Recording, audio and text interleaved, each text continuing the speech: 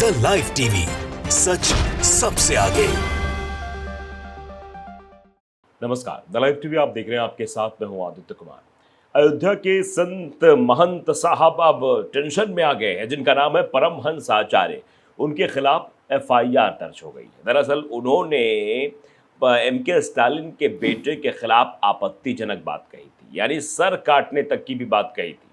अब एम के स्टालिन के बेटे को ऐसी बात कही जाएगी तो स्वाभाविक है कि एम के स्टालिन के जो समर्थक है वो नाराज हो जाएंगे और उनकी नाराजगी का खामियाजा महंत साहब को भुगतना पड़ेगा। तो महंत साहब के ऊपर एफआईआर दर्ज हो गई है। न्यूज़ 24 पर इस खबर की जानकारी पहले आई है। अब लिखा है कि परमहंस आचार्य के खिलाफ डीएमके ने एफआईआर दर्ज कराई। परमहंस आचार्य एम के स्टालिन के बेटे के खिलाफ आपत्तिजनक बयान दिया था, यानी परमहंस आचार्य ने बेटे के सर काटने को लेकर बात कही थी, इस वजह से उन पर यह एफआईआर दर्ज हुई है। अब यह मामला कहां तक जाएगा ये वक्त बताएगा, लेकिन फिलहाल एम के स्टालिन के बेटे के खिलाफ इस तरीके की बातें करने की वजह से बाबा पर कार्रवाई हो सकती है। हिंदुस्तान ने भी लिखा है कि सर काटने वाले बयान को लेकर मुश्किल में परमहंस आचार्य, डीएमके ने दर्ज कराई एफआईआर। पुलिस थाने में दर्ज शिकायत के अनुसार मौत की धमकी देने और इसके वीडियो को रिकॉर्ड करने व पोस्ट करने पर गुस्सा जताया गया है। इसमें कहा गया है कि इससे तमिलनाडु के लोगों में दहशत और भय व्याप्त है।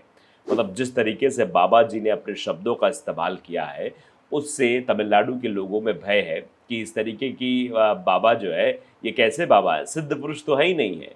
दरअसल सिद्ध पुरुष की एक डेफिनेशन है, वो डेफिनेशन कहीं और नहीं बल्कि गीता में ही लिखी हुई है कि श्लोक में उसका विवरण दिया गया है।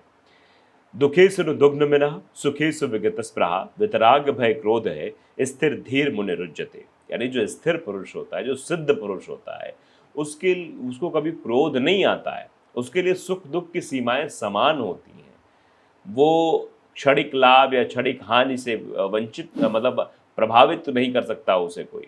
वो सिद्ध पुरुष है। तो ऐसे में आप बताइए कि इस तरीके की भाषा का इस्तेमाल करने वाले क्या ये सिद्ध पुरुष है?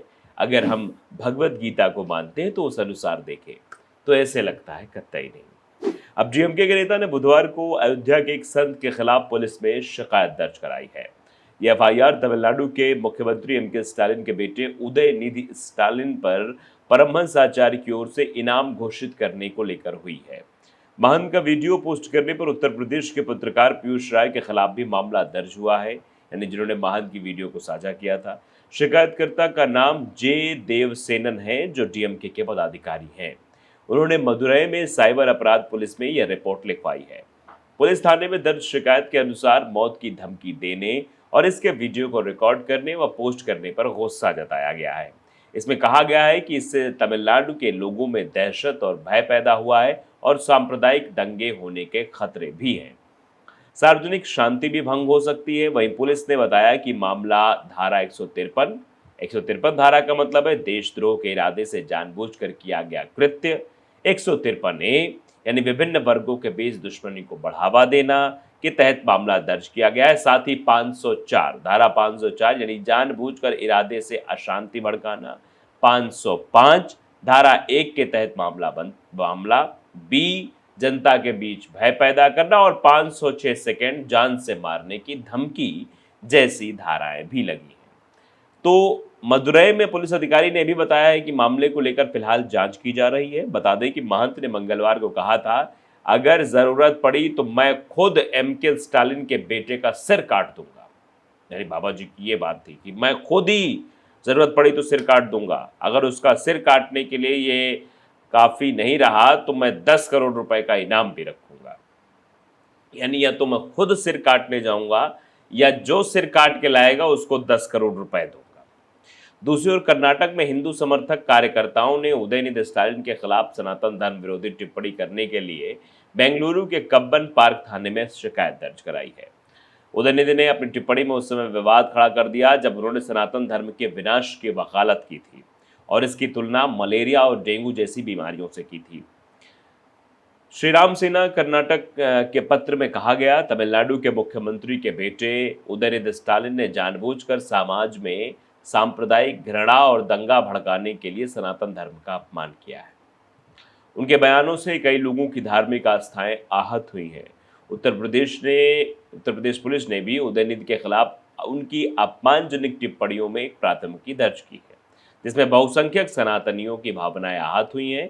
यूपी पुलिस ने कर्नाटक के मंत्री प्रियांक खड़गे के खिलाफ भी उदयनिधि का समर्थन करने के लिए मामला दर्ज कर लिया है। तो आप समझ रहे हैं, अब एमके स्टालिन के द्वारा जो दिया गया बयान था, जिसमें डेंगू और मलेरिया सनातन धर्म को बताया गया था, वो तूल पकड़ता जा रहा है। अब कहते नहीं कि एक्शन का रिएक्शन तो देखने को मिलेगा, तो उस एक्शन के ये रिएक्शन साफ तौर पर देखने को मिल रहा है। सनातन धर्म के बारे में की गई टिप्पणियों के बाद अब सनातन को मानने वाले जो धर्म के ठेकेदार हैं, धर्म के ठेकेदार ही कहेंगे, उन्हीं की भावनाएं आहत होती हैं, तो वो इस तरीके की भाषा का इस्तेमाल करते हैं। किसी के दो लफ्ज बोल देने से, किसी के बातें कह देने से कोई धर्म छोटा नहीं हो जाता है। किसी के बारे में डेंगू मलेरिया कह देने से कोई धर्म डेंगू मलेरिया नहीं हो जाता है। लेकिन ये समाज के समझ की फेर है, जो किसी के इस तरीके से टिप्पणी करने से उसको मारने या फिर पीटने की धमकी दी जाएगी, कानून को हाथ में दिया जाएगा। इसके लिए कानूनी कार्रवाई भी है। अगर आपकी भावनाएं आहत हुई हैं तो आप FIR दर्ज की, जैसे उत्तर प्रदेश में दर्ज हुआ, उसके खिलाफ जांच होगी, फिर कार्रवाई होगी, चाहे वो मुख्यमंत्री के बेटे हो चाहे जिसके बेटे हो। लेकिन इस तरीके से किसी को कहना कि हम सर काट देंगे, हम 10 करोड़ रुपए, तो ये सीधे तौर पर एक भय की स्थिति उत्पन्न करना है, और फिर आपके सिद्ध पुरुष होने पर भी सवाल उठ जाएंगे। न्यूज़ ट्रैक ने भी ये खबर अपने वेबसाइट पर लिखी कि अयोध्या के महंत परमहंस आचार्य खिलाफ FIR दर्ज, स्टालिन का सिर काटने की कही थी बात। तो ये आप समझ सकते हैं, DMK नेता ने FIR भी दर्ज करवा दी है। DMK के नेता ने अयोध्या में संत परमहंस आचार्य के खिलाफ शिकायत दर्ज कराई है। उदयनिधि स्टालिन का काट दूंगा सिर, ये बाबा ने कहा था। बाबा ने कहा था कि मैं सिर काट दूंगा या फिर 10 करोड़ का इनाम रख दूंगा। तो आप समझते हैं इस तरीके की भाषा किसी बाबा के तो नहीं हो सकती है, लेकिन हाँ, अपने आप को परमहंस आचार्य कह के इस तरीके की चीज़ें करवा रहे। तो आप देख सकते हैं इसमें लोगों का रिएक्शन क्या कुछ है, ये भी जानना बहुत ज़रूरी है। शिल्पी परिहार लिखती हैं कि बहुत बढ़िया। वहीं शिवम यादव इस पर ट्वीट करते हुए लिखते हैं कि अब आएगा मज़ा, बहुत दिनों से मनीष कश्यप भी सोच रहा था अकेला क्यों पकड़ लाए हैं, मतलब अकेला क्यों पकड़ लाए। इस तरह तस्वीर भी साझा की जा रही है। अनीता मीना लिख रही कि ऐसे ढोंगी पाखंडियों को जेल में पटको, यानी देश की जनता भी ये कह रही कि ऐसे पाखंडी हैं, ढोंगी हैं। प्रभात दुबे हैं, लंबा चौड़ा लिख रहे हैं, देखते हैं क्या लिखा है इन्होंने। लिखा है, ऐसी पाखंडी तथा कथित आचार्यों का सनातन से उतना ही लेना देना जितना मुख्यमंत्री के बेटे और खुद मंत्री उदयनिधि का जनता और धर्म से। बिल्कुल सटीक बात लिखी है, मतलब ऐसे पाखंडी जो हैं तथाकथित आचार्यों का सनातन से उतना ही लेना देना है जितना मुख्यमंत्री के बेटे और खुद मंत्री उदयनिधि का जनता और धर्म से है। दोनों सभ्य समाज पर दाग है। बिल्कुल एग्जैक्ट बात कही गई है कि दोनों सभ्य समाज पर दाग है, दोनों सजा और निंदा के पात्र हैं। ये उपरोक्त व्यक्ति जो संत का चोला ओढ़े है और हत्या गला काटने की बात करता है, ऐसे नर पशुओं की विचारधारा सनातनी हो ही नहीं सकती है। ये बहुत ही कटु बात लिखी हुई है, बहुत ही अच्छी बात लिखी गई है प्रभात दुबे के द्वारा कि जिस तरीके की भाषा का इस्तेमाल कर रहे हैं, ये किसी सनातनी की भाषा तो नहीं हो सकती है। और जिस तरीके की भाषा MK स्टालिन के बेटे ने की है, वो भी सनातन धर्म के खिलाफ जो बोला गया, ये भी सही नहीं है। मयंक लिखते हैं कि इस टाइम के बाबा सबको सरकारी मदद मिल रही है, जिससे वो अनाप शनाप बोल रहे हैं, ये स्टालिन को गला काटने की बोल रहा था। देव लिख रहे हैं कि अंग्रेजी हुकूमत अंग्रेजी कानूनों का इस्तेमाल सनातन धर्म के प्रति इस्तेमाल करते हुए। अब देखिए इस तरह की बातें भी लिखी जा रही। JP गौतम लिख रहे हैं कि परमहंस बना घूम रहा ये बंदा देश के लिए सही नहीं है, ऐसे लोगों की वजह से देश का माहौल खराब होता है। FIR तो हो गई, उम्मीद करता हूँ कि बहुत जल्द ये सलाखों के पीछे भी होगा। तो सलाखों के पीछे होगा या नहीं होगा ये वक्त बताएगा, लेकिन फिलहाल तो आप समझ रहे हैं इस तरीके की भाषा इस्तेमाल करने की वजह से बाबा जी की मुश्किलें ज़रूर बढ़ गई हैं। तो लाइव टीवी को अगर आपने सब्सक्राइब नहीं किया जरूर करें, बेल आइकन दबाएं ताकि सच खबर आप तक पहुंचती रहे। नमस्कार। द लाइव टीवी, सच सबसे आगे।